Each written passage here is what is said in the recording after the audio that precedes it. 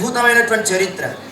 ఒకసారి సీతా అపహరణం అయిన తర్వాత రామచంద్రమూర్తి రోజు సీత సీత సీత అని ఏడుస్తుంటాడు, బాధపడుతూ ఉంటే పార్వతీదేవి కాస్త అవహేళనగా ఎక్కడి నారాయణుడు, సాక్షాత్తు రామనారాయణుడు అంటారు కదా, కనీసం సీతా సీత అంటాడేమి అని చెప్పి పార్వతీదేవి సీతా అమ్మవారిలాగా వేషం వేసుకొని రామచంద్రమూర్తి ముందుకెళ్ళి నిల్చున్న తరువాత రాముడు ఒక్క క్షణం కూడా అరక్షణం కూడా తడబడకుండా వెంటనే తనను చూసి పార్వతి బాగున్నావా అంటారు.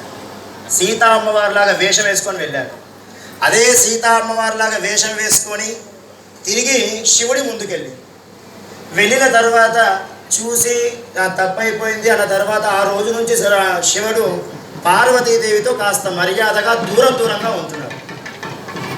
ఎందుకు అలా ఉంటున్నాడు అని అంటే దానికి కారణం ఏం చెప్పారంటే పరమశివుడు లేదు నేను ఒకసారి సీతా అమ్మవారి రూపంలో నిన్ను చూశాక నీలో పార్వతిని చూడలేకపోతున్నాను అన్నాడు.